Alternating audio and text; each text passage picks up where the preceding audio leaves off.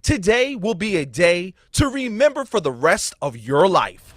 The Pro Football Hall of Fame is excited to present the heart of a Hall of Famer program connected by Extreme Networks. Today will be with over 100 Hall of Famers participating.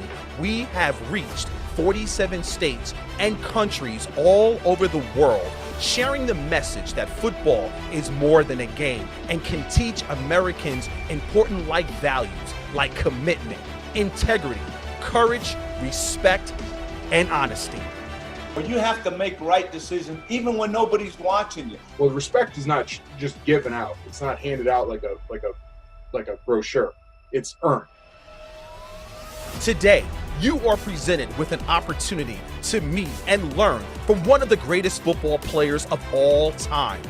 But more important than that, the chance to see that their Hall of Fame life wasn't given to them. They didn't roll out the bed great.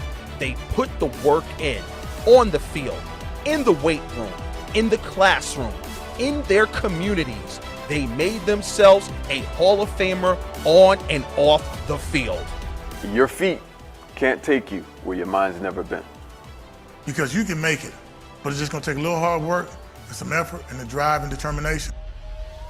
And today, you will learn you can do the same thing they did. You don't have to have a gold jacket or a bronze bust to make a difference in the lives of others.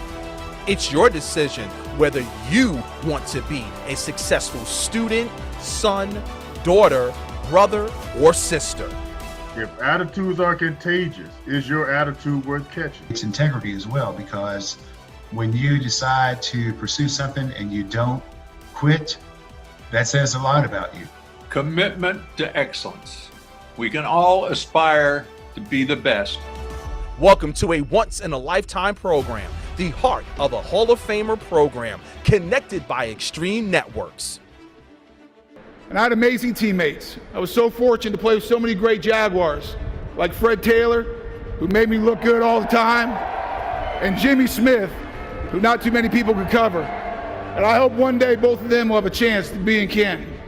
And I treasure the moments I shared with my brothers on the offensive line. Ben Coleman, who had my back at left guard, Leon Searcy, set the standard on the right side, and one of my best friends, Jeff Novak, who, by the way, is the only guy I ever backed up in the NFL, but most of the time he was busy making jokes and making me laugh. It's not an overstatement.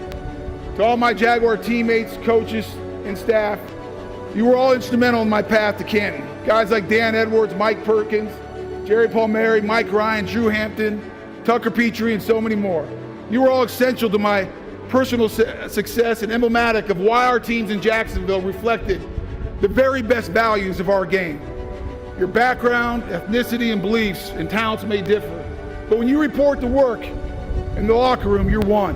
And in Jacksonville, our locker room and throughout our organization, we were one. And I had to get this in just one time. DUUVAL!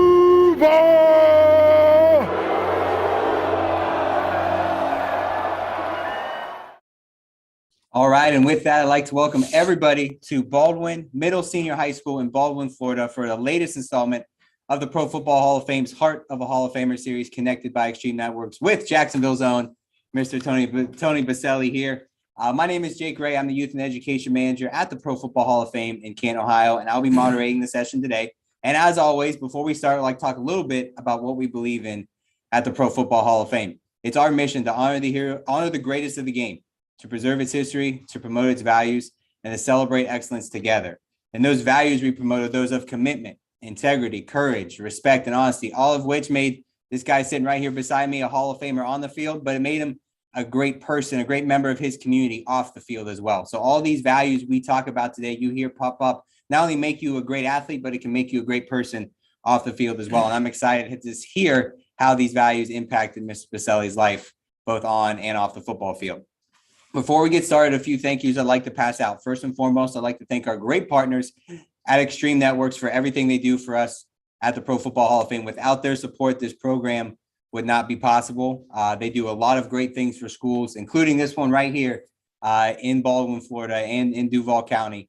And they do it all over the country. So thank you to them for their support. Second, I'd like to thank all of our teachers and administrators who allowed us to connect into your students' classroom today, and to all the staff and students here at Baldwin Middle Senior High for allowing us to be here and allowing us to just be a small part of your students' learning experience. And then lastly, I have to thank the students. I've got a bunch of questions here in my hand, but nobody wants to hear me talk for the next hour. So we're here to hear our students' question. We'll be taking questions from not only right here in front of us, but all over the country with all of our groups connected in.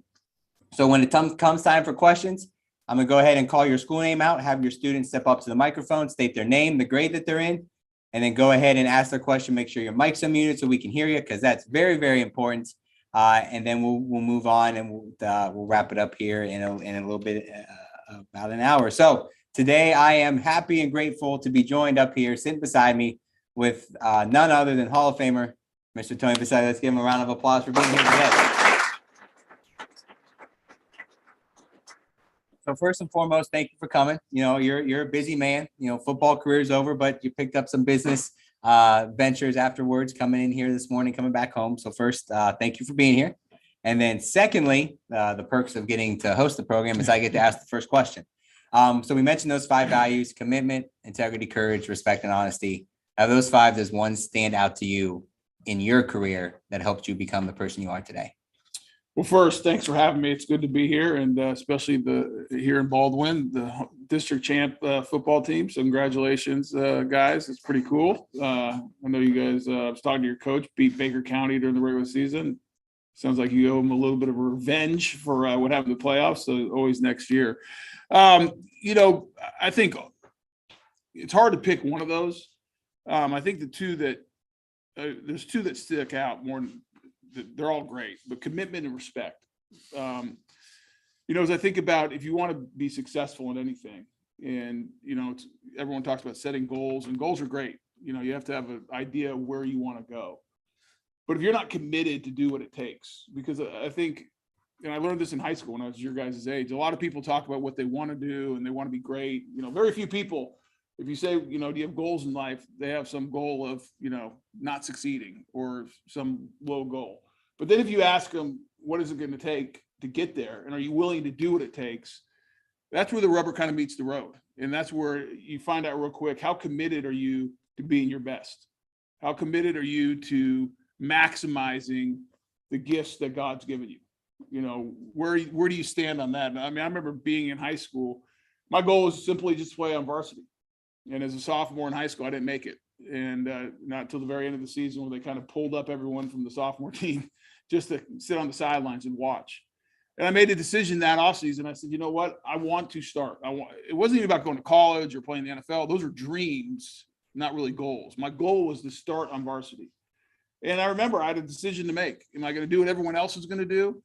Or am I going to be committed to do the extra work and the hard work that it's going to take to reach my goal? So my friends would all hang out during lunch, and I'd go to the weight room, take a sack lunch. My parents would make me and eat that lunch, and then go get an extra hour of workout during lunch, because I knew I wasn't strong enough and I wasn't good enough at that point to start on varsity.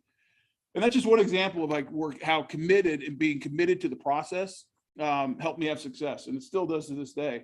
And then the second thing is respect. You know, respect is thrown around and everyone wants respect. You know, players want to be respected by their coaches. We want to be respected by our teachers, our parents, our friends. And I think we all owe each other a general respect as human beings. But at the same time, if you want to be respected for who you are and the type of character you have and the type of person you are, you have to earn that. It's about what you do. And it goes back to that commitment. You better be committed to doing the right thing, making good choices, because that's how you're going to get respect. And I think those two things have really stood out, you know, are things that obviously integrity and courage, all those, you know, and being honest are critical values in my life. But as I think back, those are two big ones for me. And I think you heard a lot there, because you talk about how, you know, on the field, in the weight room, it helps you, but then it helps you, you know, off the field as well. And, you know, that's a great thing. We're unapologetically football, and we think football is we're Pro Football Hall of Fame, yeah. So we have to be. And you talk a lot about, you know, in the locker room, you hear those teamworks and commitment, and you hear those words, but there truly does apply to your life off the field. So how can, especially students sitting here today, take those values they learned from the baseball diamond, the football field, soccer field, whatever it might be, and apply that to their life, inside the classroom, at home with their parents or grandparents, whoever it might be? Yeah, I mean, I'll stick with commitment and respect. I mean, respect, if you want respect your elders, respect your parents, respect your teachers, respect your coaches, respect your friends, like treat people the right way. And that's the best, they might not always bring it back to you, but I promise you one thing, you'll be able to look yourself in the mirror and say, you know what, I did the right thing. And when it comes to commitment, it's not just about sports. I mean, I've learned a lot from sports, but even now is, being in the business world, I have 5 kids, in the community, I understand that if I want to be the man that I've set up to be, whether it's as a father, as a leader in my business, I got to be committed to doing the right thing.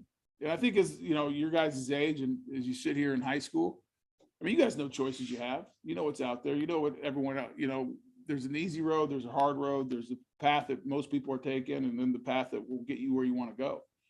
And I guess my question and challenge would be to everyone listening and everyone sitting here at Baldwin is how committed are you? Is it just talk? Is it just, hey, I want to be a great student, or I want to go to college, or I want to be an athlete, or whatever your goal is? It's different for everybody. But how committed are you to making the choices and doing the right things to get there? Because that'll tell you really how important it is to you. Because the easy thing is to take the path of least resistance. It's kind of to do what everyone else is doing. And my question to you is, you want to end up where everyone else ends up.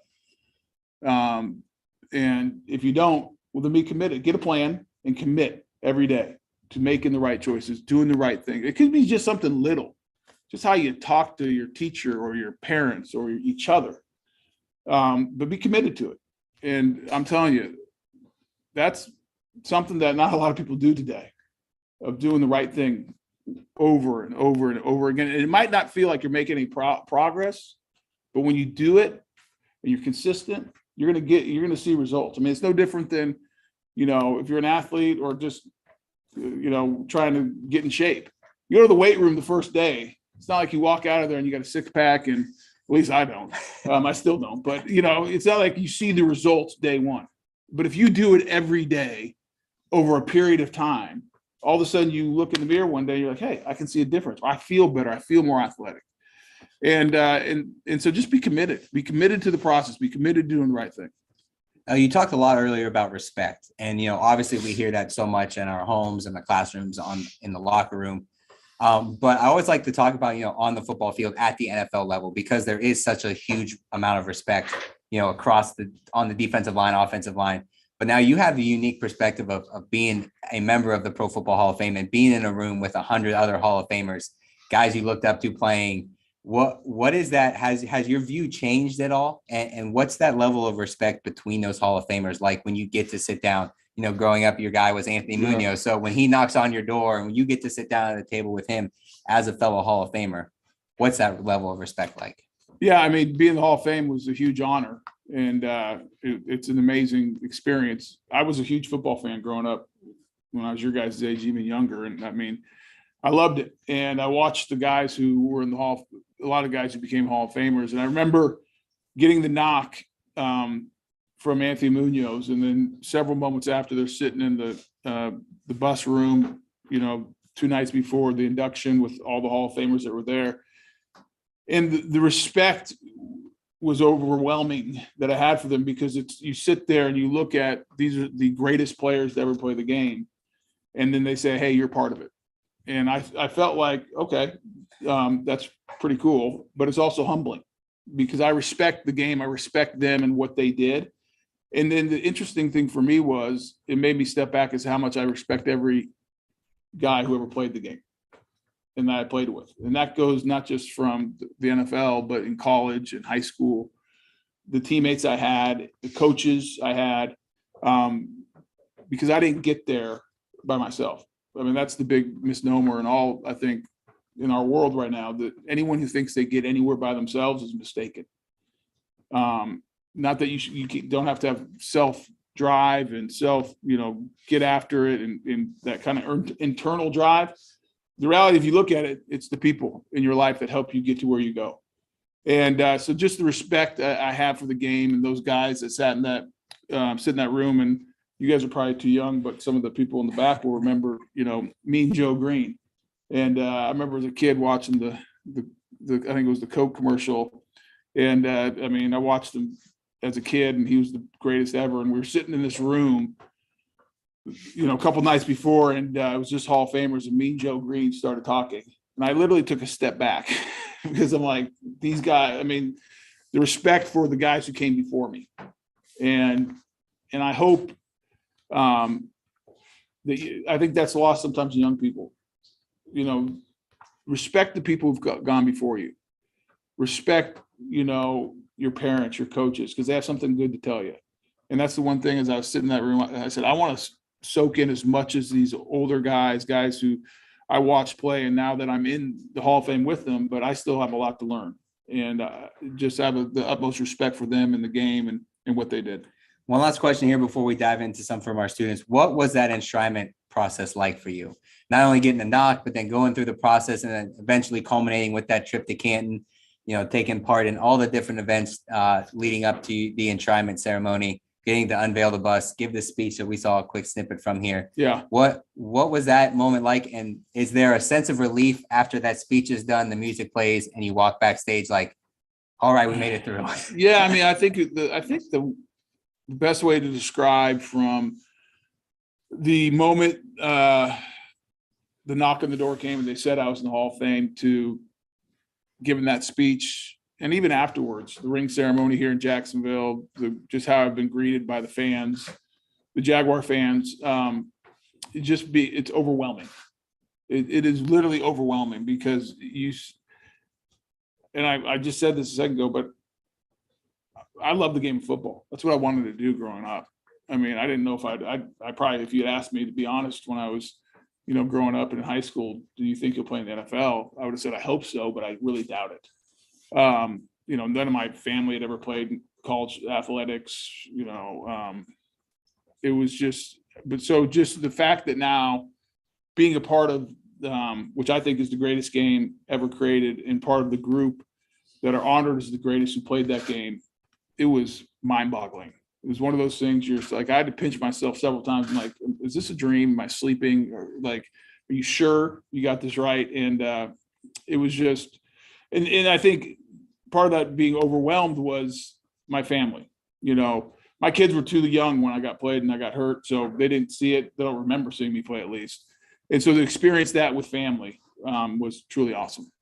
All right, we're going to start taking questions from our students, and we're going to start right here in Florida at Baldwin, and we already got our student picked out. So with your question, go ahead. Throughout your whole career, what you felt made you stand out the most? What made you stand out the most? That's a good. What did you feel like? That's a good question. I always said that, and I always believed I didn't make myself 6'7" and athletic and everything. And I had to lift and work out to do that, but God gifted me with athletic ability that I had nothing to do with. I think what my greatest gift was the willingness to work and do what it took to be my best. Whether it's the physical side of it, the mental side of it, and just being tenacious and working hard, and then super competitive. Like, I hated to lose. I think I hated to lose more than I liked winning. And that just the thought of losing and the fear of failure, like, it just drove me. I did not want to feel that. And so I've been super competitive my whole life. So I think the combination of hard work, but just a competitive spirit that was going to do whatever it took to try to be my best and to help my team and to win. And it's carried over. I'm in the business world now, and that competitive drive to, what is it going to take to win? And what steps do I need to take, and what work do I need to put in? But just that kind of never say die and just keep pushing forward kind of spirit. All right, we're going to take our question from our first remote school here today. So we're going to send it to Ms. Young's class in Hilton, New York for our next question. So Ms. Young, go ahead and unmute your microphone, have the student state their name, the grade they're in, and then go ahead and ask their question. I think they're on mute. There we go. Hi, Mr. Boselli. Hi, Jake. Thanks for meeting with us. Go ahead. Tell him, Jason. My name's Jackson. I'm in 5th grade. And what do you do now that you're not in the NFL? What do I do? A couple things, Jake. Thanks. That's a good question. I still I do the broadcasting for the Jacksonville Jaguars. I see that you're a Giants fan. I will not hold that against you, even though you guys are still in the playoffs like us. So maybe we'll meet in the Super Bowl. That'd be a good thing for us Jaguars, at least. So I do that. I call the games on radio for the Jacksonville Jaguars, and then I also have a healthcare business that I'm partners in, working with large health systems and hospitals around the country. Awesome. Was it, and a follow up to that, was it important to you to be involved around the game still once you retire? Because there's always that transition of out of the game, into the quote unquote real world. Was it being involved in the game an important piece? Obviously, we've learned it's an important piece of your life, but was that a goal of yours after you retired?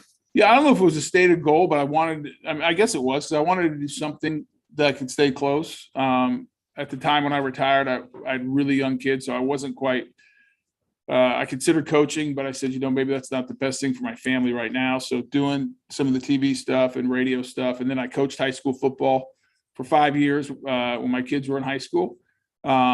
And so just being around the game and staying as close as possible with the other responsibilities I had was definitely something that's important to me. All right, we're going to go to our next school. We're going to go up to Ohio, to the Maple Heights ECAC for our next question. So our folks there at Maple Heights, go ahead and unmute your microphone, have the students state their name, their grade, and then go ahead with your question. Hello, can you hear me okay? Yep, we got you. Go ahead. My name is Chance from Maple Heights ECAT. My question for Boselli. It's okay, don't worry. Mr. Tony Boselli. Yeah, you got it. He's not a Jag fan, obviously. Leader of the Jacksonville Jaguars, now Hall of Famer. What is the key to leadership? The key to leadership. Oh, key to leadership. That's a great question.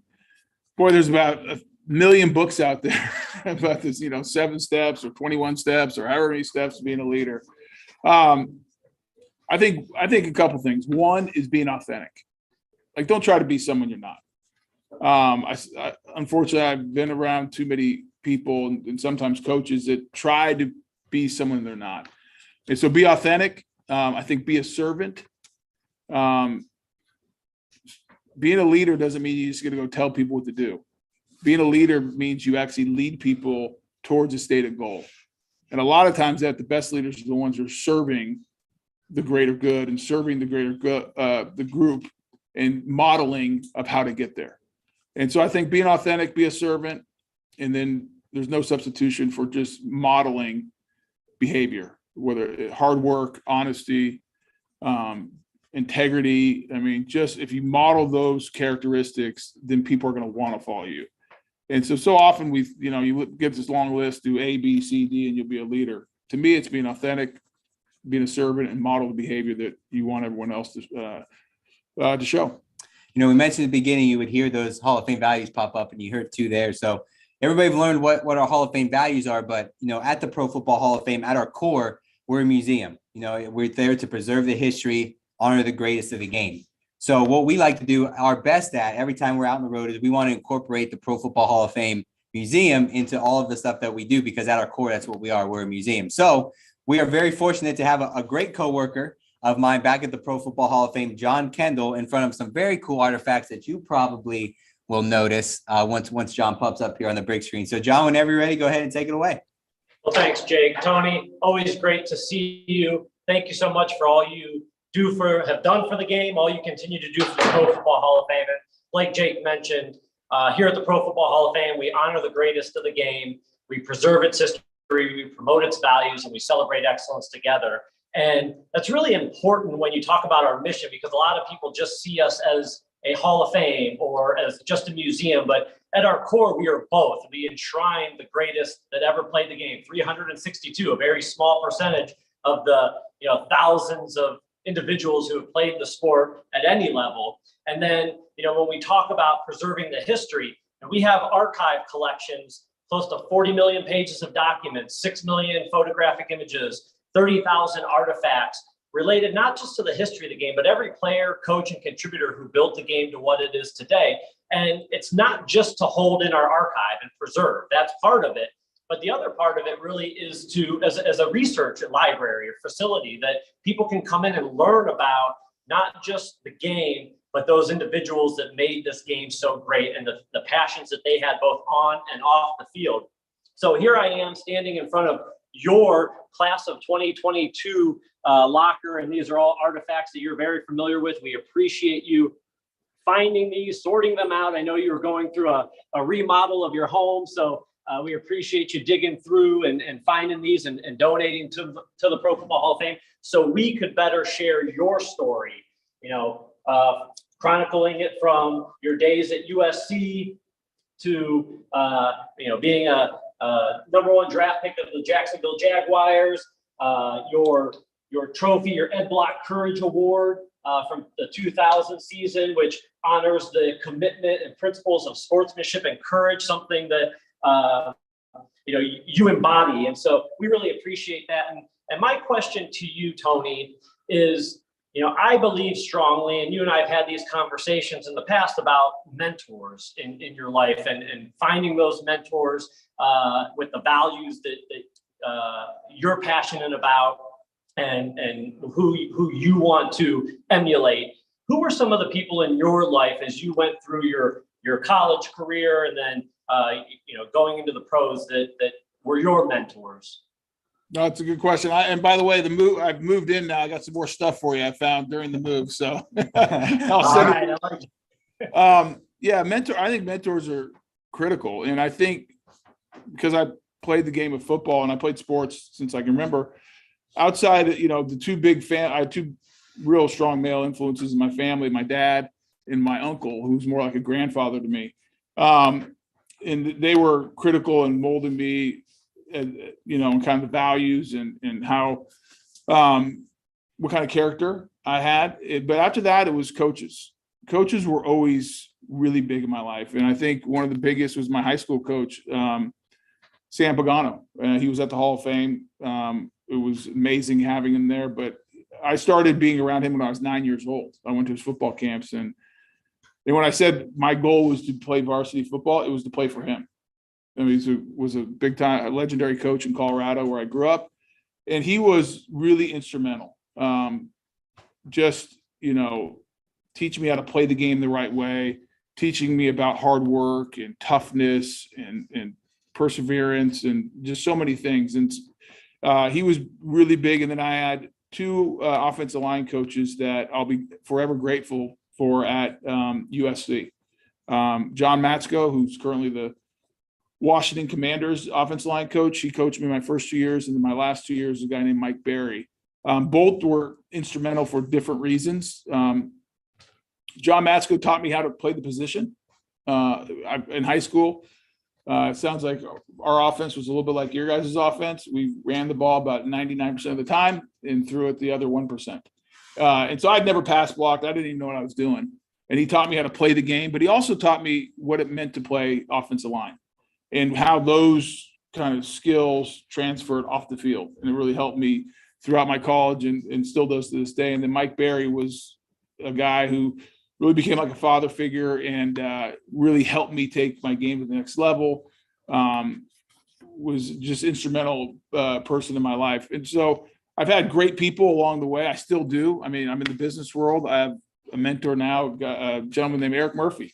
You're never too old to have a mentor. I'm 50 years old and I still look for guidance and advice and counseling in areas that I need help in. I go back to, I don't think you can't make it on your own and don't think you can. And I know this whole independence and I can do it myself and all that nonsense. It is nonsense. Go find good people. Go find good leaders. Go find somebody who can help you through the path and choose the right path and through the obstacles and everything that's going to be coming in front of us, because it does. All of us have challenges. Every one of us. They're different, but we all have challenges. And go find someone who can help you and mentor you and lead you and give you advice and counsel, because it'll make it a lot easier to get through it. I appreciate that insight, Tony. Always great talking with you and look forward to seeing you here in Canton soon. I look forward to it as well. All right, thanks, John. I hope you guys got kind of an insight of what the Pro Football Hall of Fame looks like. And they're just one small piece of everything we have on display at the Pro Football Hall of Fame. So with that, we're going to move on to another school. We're going to go to Ormsby Educational Center for our next question. So our folks there at Ormsby, go ahead and unmute your microphone, have your students step up, state their name, the grade that they're in, and then go ahead with their question. All right. Can you guys hear me all right? Yep, we got it. That's an All right. awesome classroom. Thank you. My name is Dominic Soto. I'm in 11th grade. Go Buffalo Bills. Mr. Boselli, how did you affect the team or community with your presence? It's a good question. Before I answer it, I just want to, as you say, go Buffalo Bills. I got a trivia question for you. If you can sit right there, I'm going to ask you. Okay. Buffalo Bills, their history have only lost one game in the playoffs at home. Do you know who beat them at home? It's got to be the Jags. You know what year that was? 2018 or 2019. It was well before any of you were born. It was January of 1997. Wow. That is a long time. That makes me feel old. How have I impacted my team or community? I'd actually rather have the people in the community and my family answer that, or the teammates, because I think how we impact is best communicated from them. But from my perspective, what I've tried to do, and I hope I've made a positive impact, it goes back to what I said about leadership. I've tried to be authentic of who I am. I've tried to serve. I tried to serve my teammates. I tried to serve the community I live in by giving back and taking the benefits and blessings I've given and try to share them some way. Try to be a leader in my family. I think one of the greatest things I've tried to do for my kids is love their mom and respect their mom and treat her as she should be treated in the highest regard, and just in love, care about people, love people, and serve people. You don't have to be the smartest or the best at anything to do those things. And that's what I've tried to do. I failed at times, there's no doubt about it. But trying to make a positive impact wherever I am is something I think about. Kind of off of that, you obviously have your Boselli Foundation. Can you talk a little bit about, what the mission of your foundation is and some of the things, your key initiative your foundation, does in the community? Yeah, so we've had the foundation, Boselli Foundation. My wife and I started it in 1995 when we came to Jacksonville, and it's always been around education and character development. Two things that I think are absolutely critical for every single person, that you need to get a good education. It's hard. If you don't have an education, it's really hard to have success. But an education without strong moral compass, strong character, integrity, isn't much good either. And so we really focused on that. We started years ago. We gave scholarship programs. We did Teachers of the Year. We transitioned that to after school programs for about 10 years in a couple neighborhood parks in Jacksonville. And now we've taken all the learnings there and trying to make the biggest impact as we possibly can. We do mentoring with young men in juvenile centers. And then also we have a professional development program for teachers on the First Coast here in the Jacksonville area. So trying to help pour resources into our teachers, because I think they're some of the more underappreciated, and they have some of the biggest challenges, and they are some of the most critical people in our communities because of how much time they spend with all of you. And having 5 kids, anyone who would be willing to spend that much time with my kids, God bless them. So that's what we spend our energy and resources right now, really focusing on kids and mentoring of young men. Very cool. All right, we're gonna go to our next school for another question from one of our remote schools. We're gonna go out to Silver Creek for our next question. So our folks there at Silver Creek, go ahead and have your students step up to the microphone, state their name, the grade that they're in, and then go ahead and ask their question. My name is Kendall. I'm in 5th grade, and my question is, what was your biggest obstacle? Biggest obstacle in your career? Yeah, that's a great question. I'll be honest with you, I've never thought about it like obstacles. Thought about opportunities. I mean, I would probably, I mean, anytime you get injured, it's difficult. And so I'll say the biggest obstacle in my career, it actually ended my career. It was when I got hurt and I hurt my shoulder and had 3 surgeries in my career. I was at the top of my career when it happened and I couldn't play the game I loved anymore. And so the biggest obstacle was that, in trying to deal with something I loved and I was passionate about and I was good at, to be taken away from me at a really young age. I was 30 years old and not knowing what to do. And that was a huge test for me, you know, and that's where I'm thankful for my family, my faith, my friends. But really stepping back and say, okay, now what do I do? What's the next challenge? Because, you know, when you love something and you put everything into it, and you think like, you know, when you're young, you think it's going to last forever. You're invincible. And when you find out that that's not the case, and then you have it, you know, these huge obstacles, the biggest obstacle is like, what's next? And that's where I was thankful for everything I learned from all the mentors, through my faith, through my family, of what you do is you persevere, you keep going, you set new goals, you get a plan, you get good people around you, and just if you just take one step ahead, just one step at a time, with hard work and commitment and courage, it's going to be okay. But that was a huge obstacle, overcoming that injury that ended my career. I got some questions coming in our YouTube stream here. These are all from Washington Elementary back in Ohio. You know, obviously playing for an expansion team, made it to the NFL, had a great NFL career, member of the Pro Football Hall of Fame. So at the surface, you look at your career and someone would say, you know, that guy right there probably accomplished all of his goals. Has there ever been a goal, or is there a goal you still are achieving or trying to reach for? Yeah, I mean, I didn't achieve all my goals. I didn't win a Super Bowl. That was disappointing. I didn't play as long as I wanted to. That was disappointing. And so, yeah, I mean, I think all of us have obstacles. It's, you know, from the surface, it looks like, and I do have a very blessed, good life. I mean, I've got to play, I got to do what I dreamed of doing, playing the NFL. That was amazing. I got a great family, great wife, kids. I got great friends. I mean, I've been very blessed. But there's always, I mean, but there's countless things that I had set a goal and it didn't work. I've had, you know, I mentioned the things in football.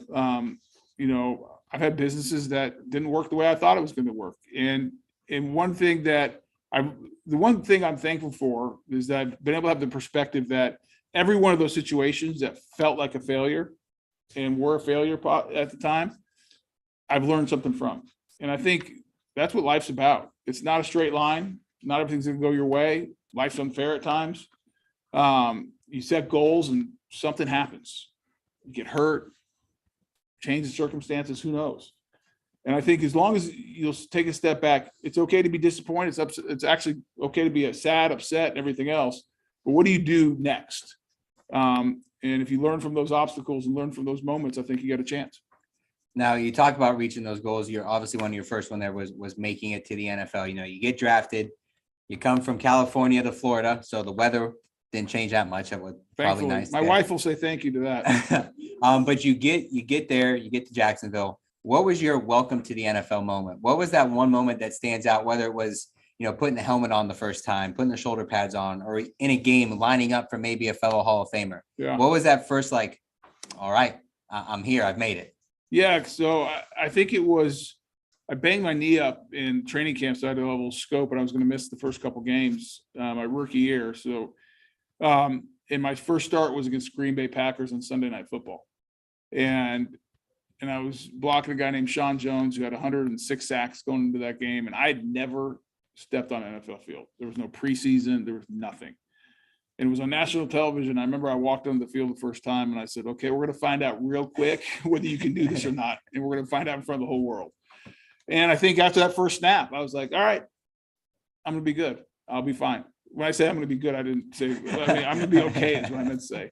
And that was a moment I'll never forget, walking on that field the first time against a really good player on national television, and with all the pressure of being the first pick of the franchise, because literally one of the first thoughts I had when I got picked by the Jaguars, after all the excitement and the hoopla and media and everything else, was like, my first thought to myself was, don't screw this up.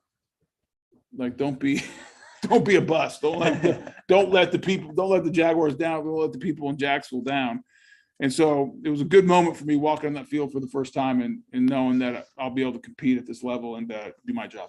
You talked a few times today about, obviously respect and the friendship that you've built with your people here in Jacksonville, more specifically those teammates.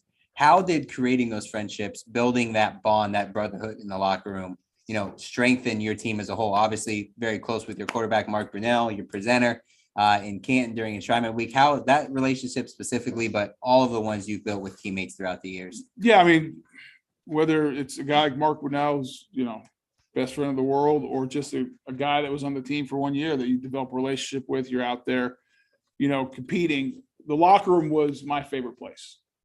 And people ask me, what do you miss about the NFL? What do you miss about playing football? Game day, miss playing the game. I miss payday. It paid pretty well. And I miss the locker room. And you can find other things that can kind of get close to, that feeling of playing football. It's never going to get there walking on the field and that excitement, but there's other things you can do to compete in life to drive that competitive nature. You can make a living, not like the NFL, but you can make a good living and doing other things. But the one thing I've yet to figure out how to replace is the locker room. And because there's something special when you're in that locker room with a group of guys from different backgrounds, different ethnicities, different beliefs.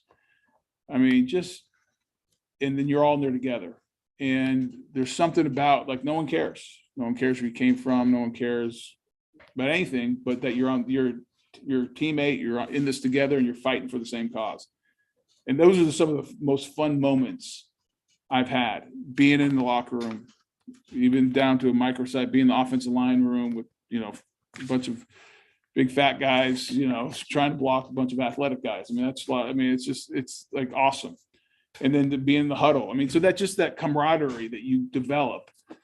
The best teams have really good locker rooms and their guys are close. And I was fortunate enough to play on teams that had that culture. We cared about each other and we were all in it for the common goal. And that's something I miss. All right. We're going to go to our last school we have to remote here. And that is Tomahawk Middle School up in Wisconsin. Funny you mentioned the Packers there. So we're going to throw it to our students up there at Tomahawk Middle School in Wisconsin. So go ahead, unmute your microphone, turn your camera on, and then go ahead and state your name, the grade you're in, and ask your question. My name is Henry, and my question is, if you could change one thing about the way football is played, what would it be? No more holding. Yeah, I was going to say that's a dangerous question there. I got to make sure I don't want to get in trouble with the commissioner. One thing, if I could change one thing, which is impossible, like there's no way you could get hurt, no injuries. How about that?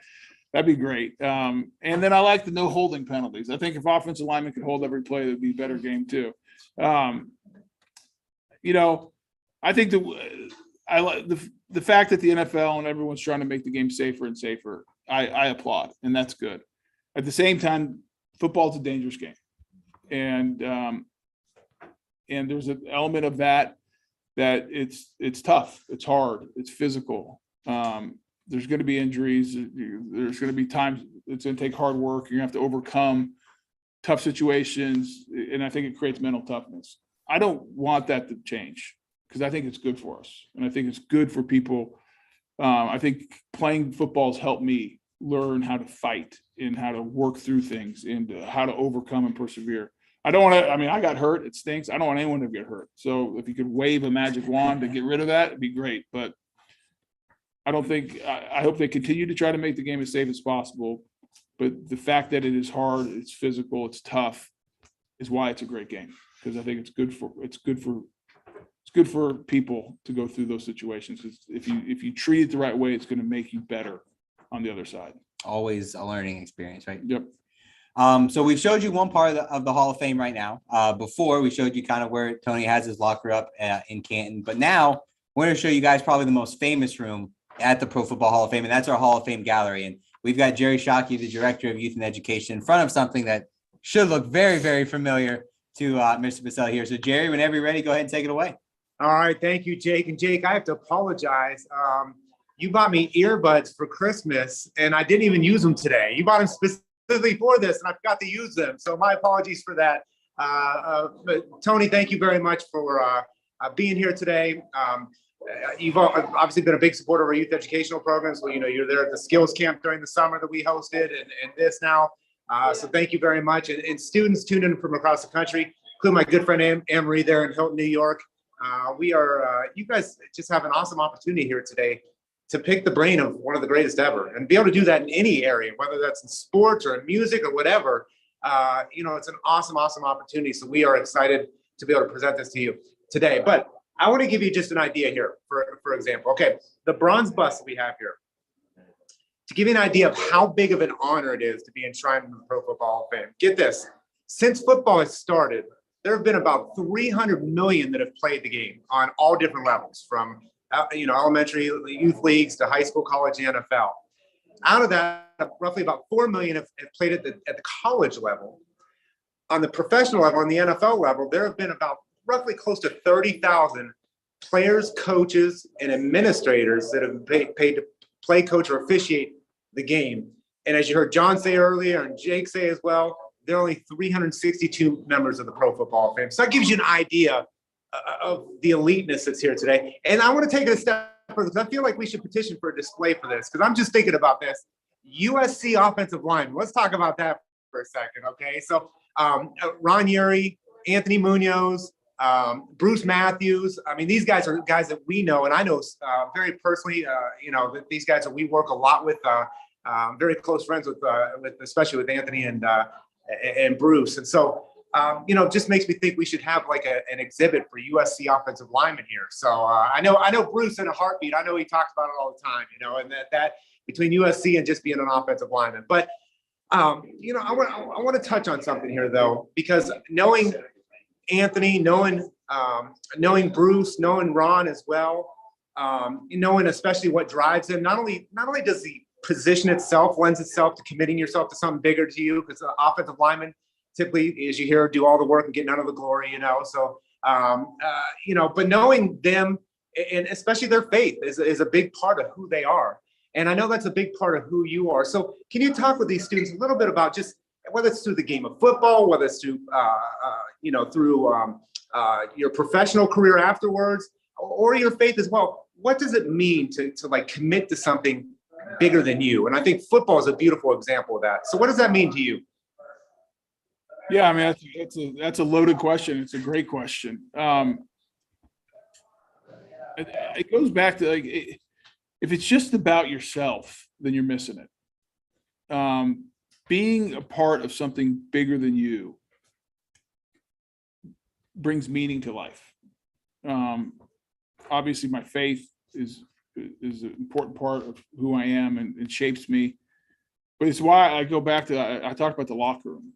Like being a part of a team that is trying to do something special, a group of men or women who are trying to achieve greatness, and you're a part of that, and they are counting on you to do your part. To me, that is like awesome. It's pressure. It can cause a little bit of anxiety, but man, it'll make you sharp, and it'll make you it'll drive you to do the right thing and to drive you to be your best. And so being a part of a team that's, like I said, trying to achieve something, it's bigger than just you. It's not just about if you go do your job. That's good. It's a start. But it's about the guy next to you or the gal next to you. It's about, in football, it's about I play offensive line. You know what? It's about the defensive line on our team too. Do they do their job? Because we need to get the ball back. And just striving for greatness when you know other people are counting on you. And the only way you're going to get there is if everyone does their job. It's an awesome responsibility. And I just think it brings more meaning to it. And it's one of the reasons I love football. It's one of the reasons I love being an offensive lineman. I mean, playing offensive line is one of the greatest things that have ever happened to me. And I did not want to be an offensive lineman when I was in high school. In fact, I went to high school to be a quarterback. And after about 5 minutes of the stretching, the head coach said, "You're going to be an offensive lineman." So it didn't last very long. But I'm glad he did it for a lot of reasons. the thing about being an offensive lineman, it's not just about me doing my job, but I'm counting on the guy next to me, and he's counting on me. And I'm counting on the center to communicate to me so I can go do my job. And I'm counting on the right tackle who's on the other side of the line for me to do his job so we can have success. And we're all in it together. And I've had amazing games, and we lost. And, I'm glad I played fine, but it's not what I was there to do. We were there to win. And I've had bad games. I've messed up, given up a sack or whatever. But you know what? I get picked up and we find a way to win. And so just, being a part of something bigger than just what you do is what being a part of a team is all about. And it's not just in sports. It can be in the business world, it can be in a family. Look at my family, my wife, and my 5 kids. They're counting on me. And so it's about the Bosellis. And we talk about it all the time. It's Team Boselli. Well, they're counting on me to do my job. I'm counting on my wife, I'm counting on my kids. Like, we're all in this together. And so I just think being a part of something bigger, and obviously faith is a perfect example of that, because I'm living for something more than just myself. And I hope everyone gets to experience that. Well, Tony, thank you very much. And I have to say, you said earlier about fat offensive lineman. Well, you and Will Shields have done very well for yourselves after your NFL career, staying lean and mean. So appreciate your time. Appreciate your time here today. And Jake, I'm gonna send it back to you. It's a daily fight. The older I get, the harder it gets. And but yeah, trying, awesome. Failing a lot, but trying. Thank you, Jim. Appreciate you giving us insight there to the Pro Football Hall of Fame. We got about 5-10 minutes here before we wrap everything up. So we've talked so much about your career leading up to being enshrined. So we'd be remiss if we didn't talk a little bit about the game today.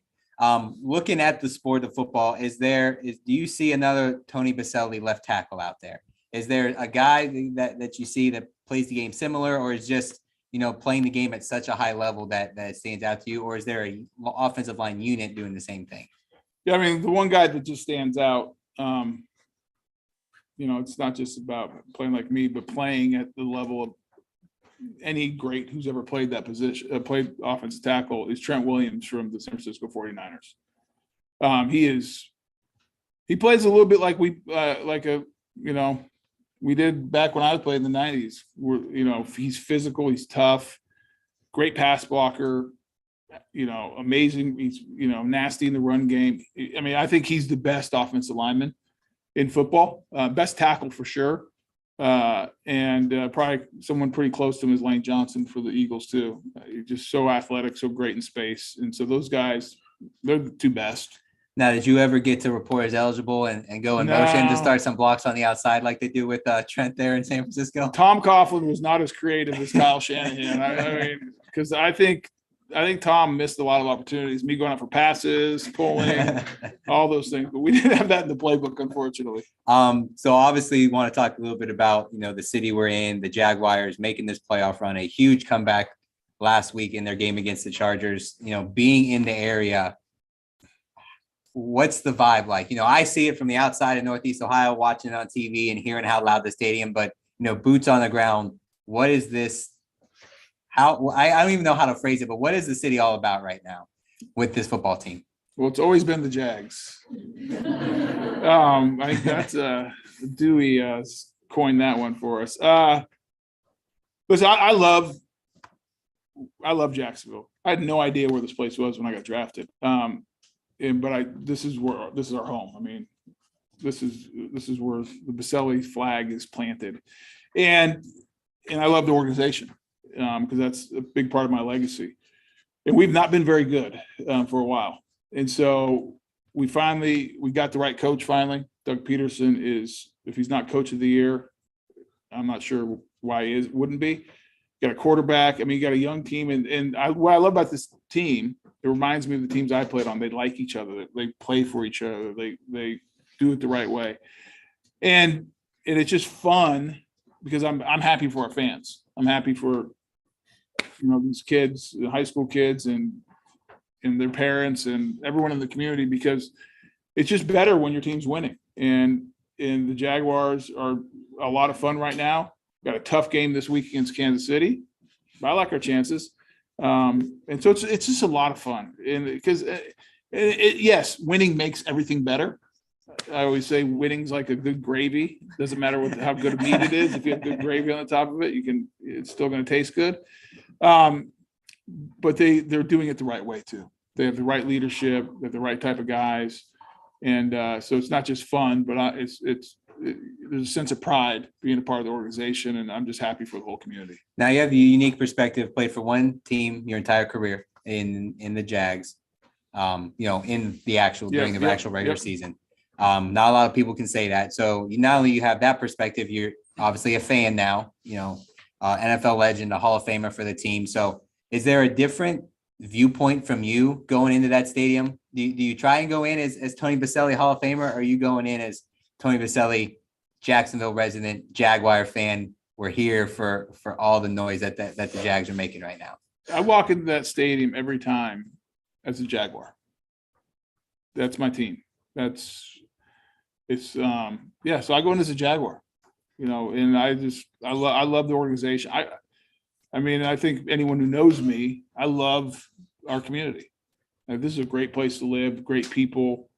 And so I walk in that stadium as a Jacksonville Jaguar. Am I a fan? I don't know if I'm a fan. My kids are fans. My wife's a fan. I think the other thing, every time I walk in there, there's a little piece of me that's disappointed that I can't go do it anymore, because it's a lot of fun. And right now it's a lot of fun. When you're winning, there's nothing better. I bet. And we won't ask you to make a prediction. We don't want to put that out there. Never mind. There's the prediction. The Jags are going to win. What is a key going into this game here this weekend against Kansas City Chiefs, Patrick Mahomes, who have that they're good year in, year out. So we need Trevor to play like he did in the second half of the whole game, and it'll be game, set, match. But they just started so slow against the Chargers. They can't do that. They just cannot. If they start slow against the Chiefs, it's going to be a long day.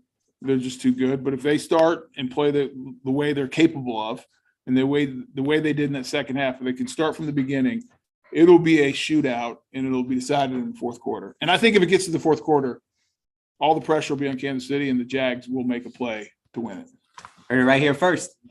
Last question here before we wrap up today. And first and foremost, again, thank you for being a part of the program today. You're truly an honor to sit in this seat and get to talk to you, and hopefully all of our students feel the same way. One piece of advice, I've talked a lot of great things today, mentioned our values, life in the locker room, building that teamwork. There's one piece of advice you want everybody in this room to leave with today, everybody that watched us online. What's that one piece of advice you want them to remember? Set a goal, but just as importantly, make a plan to get there, and then do what it takes. Just do what it takes to get to where you want to go. And that means making a lot of right choices. And if you don't know what the right choice is, go find somebody who does. Go get a mentor, ask a coach, a teacher, a parent, whoever, older sibling, whoever. Be committed to that plan, because you won't be sorry. It won't be a straight line. It will be ups and downs. And if you have failures, don't quit. It doesn't mean you're out of the game. But set a goal, but get a plan and then do it. So often people are wondering what to do and what do I do here? Just get a plan, get some help setting the plan, and then go execute it. And you'll be okay. With that, we're going to wrap up this installment of the Pro Football Hall of Fame's Heart of a Hall of Famer series today, featuring Hall of Famer Mr. Tony Boselli. Let's give Tony another round of applause for being here today.